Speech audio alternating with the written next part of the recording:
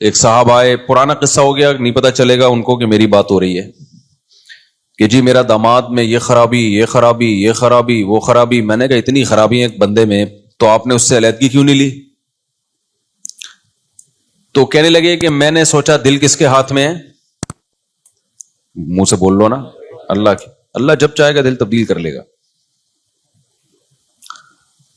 تو اس لیے میں نے اس سے علیحدگی نہیں لی. ظلم ہوتے ہوتے ہوتے ہوتے ان کی بیٹی کیا ہو گئی؟ پاگل. بیچاری دماغی توازن ہی خراب ہو گیا اس کا. لیکن ان کا اللہ پہ توکل, صبر کر رہے ہیں کہ بھئی صبر کرنے والوں کے ساتھ کون ہے؟ اللہ ہے.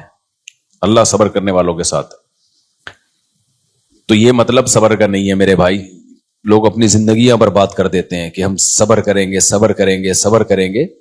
صبر وہاں کیا جاتا ہے جہاں اللہ کی رضا ہو, کوئی شریعت کا حکم پورا کرنے کے لیے. تبھی علماء نے بیان کیا ہے صبر کی دو قسمیں ہیں, ایک صبر علی الطاعہ اور ایک صبر عن المعاصی. صبر عربی میں کہتے ہیں باندھنے کو. دجاجہ مسبورہ صبر سے نکلا ہے نا. دجاجہ وہ مرغی جس کو باندھا جاتا تھا نشانے بازی کے لیے. عربوں میں عادت تھی مرغی باندھ کے تیر اندازی سے اس کو بیچاری کو نشانے مارتے تھے, نشانہ ٹھیک کرنے کے لیے. نبی صلی اللہ علیہ وسلم نے اس عمل سے منع کیا کہ نشانے بازی کے لیے جانور کو نہ ہدف بنایا جائے. کوئی تختی رکھ لو بھائی, کوئی پتھر رکھ لو, اس پہ نشانے بازی سیکھو. مرغیوں پہ کیوں نشانے بازی سیکھ رہے ہو؟ مرغی ویسے کھانی ہے تو ذبح کر کے کھا لو. انسان اپنے کنٹرول میں ہے نہیں.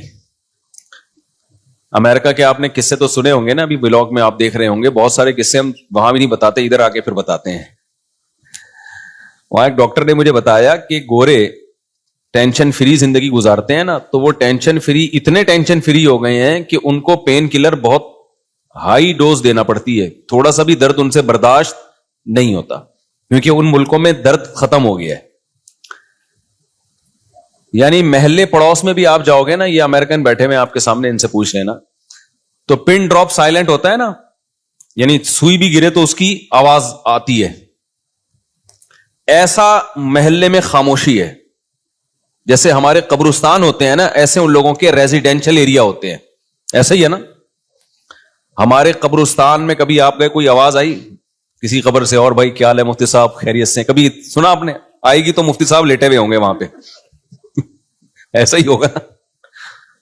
تو جیسے قبرستانوں میں خاموشی ہوتی ہے نا, ایسے ان ملکوں کے جو ریزیڈینشل ایریاز ہیں, رہائشی علاقے ہیں, وہاں کیا ہوتی ہے؟ خاموشی. کوئی بچے کی آواز نہیں آئے گی, کسی کی گالی کی آواز نہیں آئے گی, کوئی یہ نہیں کہ وہاں سے وسیم سے جھگڑا ہو رہا ہے, غفار بھائی آج فارم میں آئے ہوئے ہیں, مسجد کمیٹی کے صدر کا آج میٹر کیا ہو گیا ہے, گھوم گیا ہے, امام صاحب کو کوئی بات بری لگ گئی ہے. نہ, ان سب چیزوں پہ امریکہ میں بولو پابندی. تمیز سے زندگی گزارو اچھے بچوں کی طرح, کوئی چیخنا چلانا نہیں, کوئی کسی کو دیکھے گا بھی نہیں. اب ہماری ڈریسنگ تو بالکل ڈیفرنٹ ہوتی ہے نا بھائی. جب امیگریشن کے لیے جب ہم جاتے ہیں نا, انٹری مارتے ہیں ایئرپورٹ سے, تو سب پینٹ شرٹ میں ہوتے ہیں, ہم کیا ہوتے ہیں؟ پگڑی میں, ٹوپی میں, بالکل ڈیفرنٹ ڈریس ہوتا ہے. کوئی دیکھتا بھی نہیں, کوئی نہیں دلچسپی لے یہ کیا پہن کے آ رہا ہے. اچھا ہمارے جو دیسی لوگ ہیں وہ دیکھ رہے ہوتے ہیں, ابے یہ کپڑے کہاں ہیں اس کے ہوئے, یعنی اس طرح کی چیزیں بھی چل رہی ہوتی ہیں. بھائی تو چھوڑ اس کے کپڑے کا, تیرا کیا لینا دینا, چھوڑ یار.